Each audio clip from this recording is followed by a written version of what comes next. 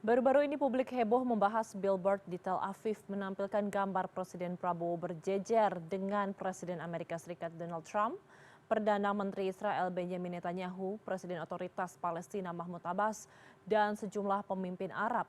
Billboard tersebut merupakan bagian dari kampanye Abraham Shield yang mendukung rencana Trump untuk Israel dan Gaza. Kita akan menganalisa situasi ini lebih mendalam bersama Dina Sulaiman, pengamat Timur Tengah Universitas Padjadjaran.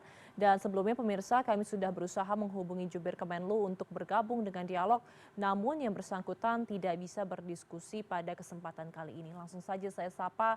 Selamat sore, Assalamualaikum Bu Dina, apa kabar?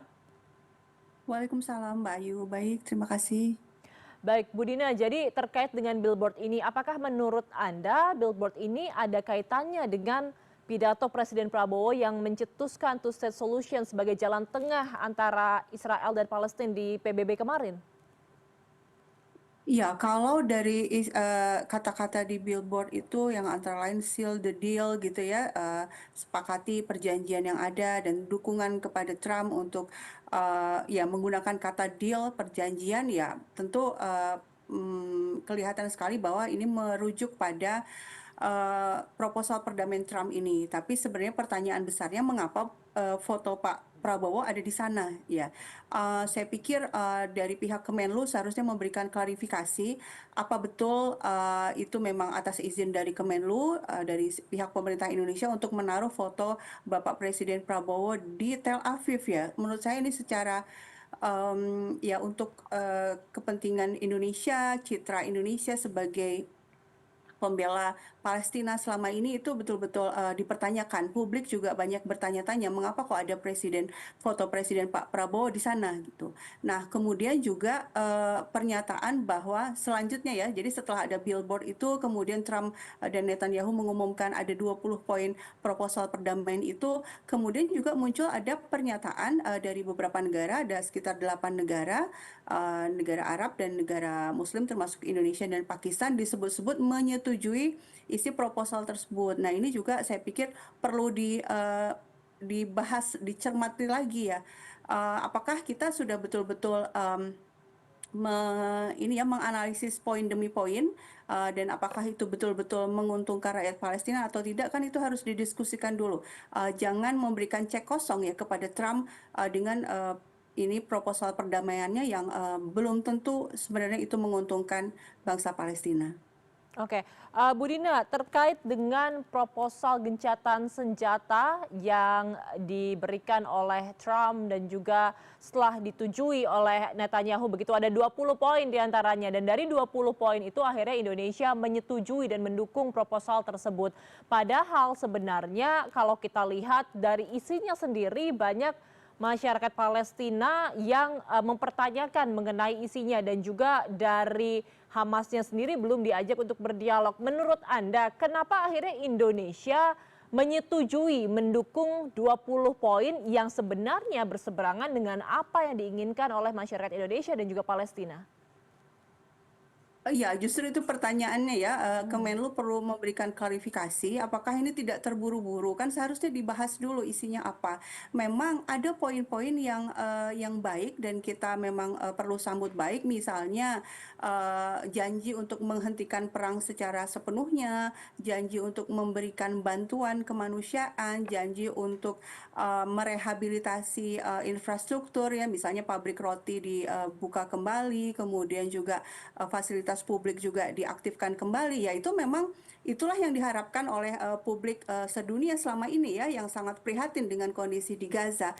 Tapi dari poin-poin yang lain itu banyak sekali yang terlihat seperti jebakan ya. Misalnya sama sekali tidak dibahas timeline yang jelas. Apakah betul-betul Israel akan menarik diri sepenuhnya dari Gaza? Kan tidak ada. Hanya cuma disebutkan bahwa akan ditarik ke buffer zone. Nah, buffer zone itu kan berarti kan ada perbatasan baru yang ditetapkan yang di bawah kontrol Israel. Nah, kemudian tidak ada jaminan sanksi terhadap Israel yang ada terhadap Hamas saja gitu ya. Terhadap Hamas itu bahkan akan ini ya akan dijaga ya kan Hamas diminta untuk melucuti senjata dan lain-lain gitu ya.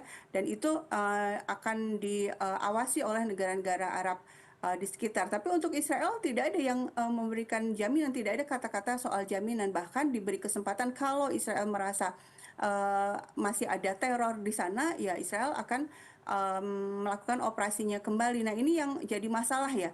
Mengapa posisinya itu dianggap sebagai terorisme versus rezim yang sebenarnya betul-betul melakukan pendudukan dan genosida di Gaza gitu ya.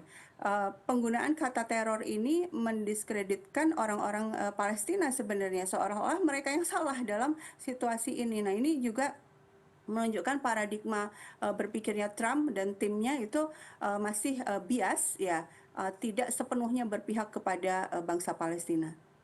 Bu Dina, tapi selain poin-poin yang tadi sempat Anda bahas yang bisa jadi mendiskreditkan Palestina dan masyarakat di sana begitu. Tapi kalau kita lihat dalam perjanjian kesepakatan gencatan senjata ini kan seakan-akan memang diambil alih oleh Amerika Serikat dan juga Israel. Jadi Amerika Serikat yang mengusulkan, Israel juga harus menyetujui terlebih dahulu. Dan tidak ada gestur untuk melibatkan suara dari warga Gaza begitu. Ini Anda analisanya seperti apa? Kenapa komposisinya seperti ini, Bu Dina? Ya, justru itu menunjukkan bahwa ini sebenarnya bukan pembebasan Gaza ya, bukan penyelamatan orang-orang Gaza, tapi upaya untuk memanage situasi. Dan kalau kita lihat kan ini ya akan dibentuk badan khusus yang memanage ini semua, yang dipimpin oleh Trump dan Tony Blair, dan faksi-faksi di Palestina tidak boleh ada yang terlibat. Nah, itu kan aneh sekali. Bahkan hanya disebutkan misalnya ada yang dilibatkan itu orang-orang Palestina yang berkualifikasi. Siapa? Tidak disebutkan dengan rinci. Jadi ini seolah-olah memberikan ini ya kekuasaan penuh kepada pihak luar.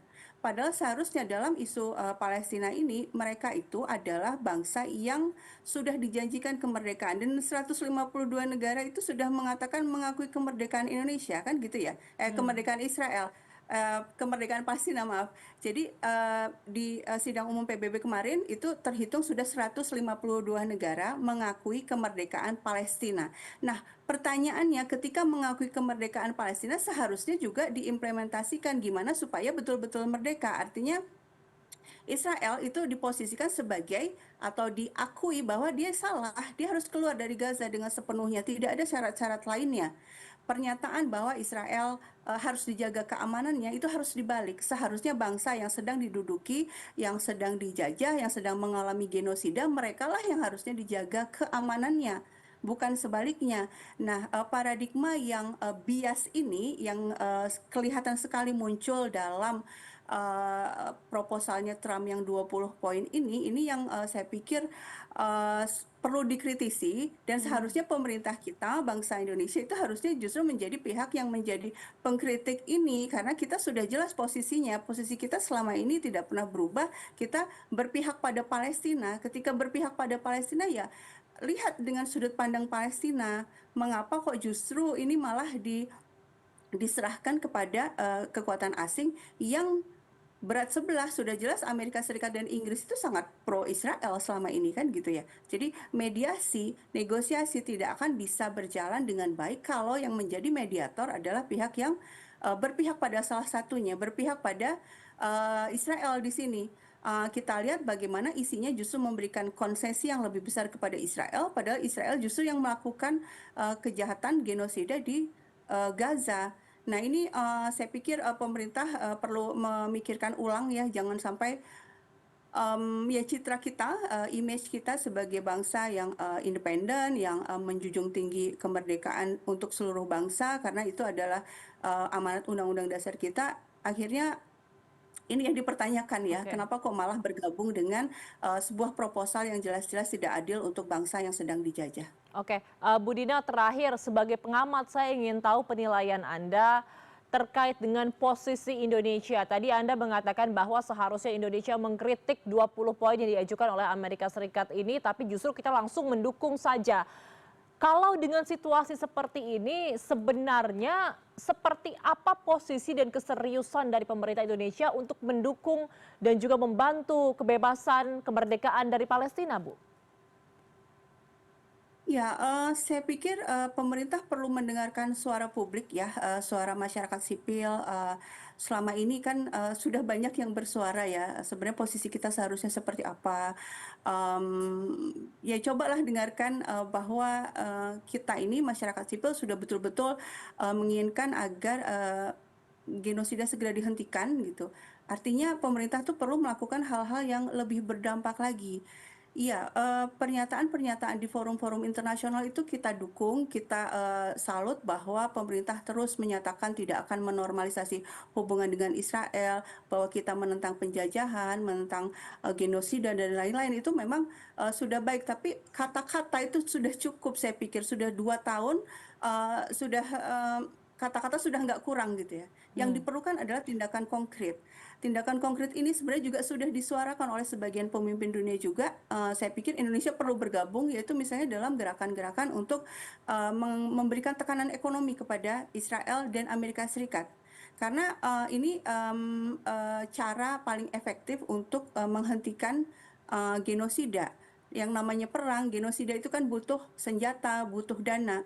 Kalau ekonominya sulit, tentu Israel tidak bisa melanjutkan lagi genosidanya di Gaza.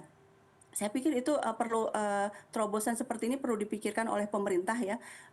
Diplomasi dan kata-kata itu bagus, tapi, Hmm. jangan berhenti di situ karena 2 tahun ini membuktikan Israel sama sekali tidak mendengarkan kata-kata dari, komunitas internasional. Langkah konkret lebih penting dan lebih dibutuhkan oleh masyarakat Palestina dukungan dari internasional dibanding hanya sebuah kata-kata dan juga gerakan diplomatik saja. Terima kasih telah bergabung bersama kami Ibu Dina Sulaiman, pengamat Timur Tengah Universitas Pajajaran. Terima kasih, sama-sama.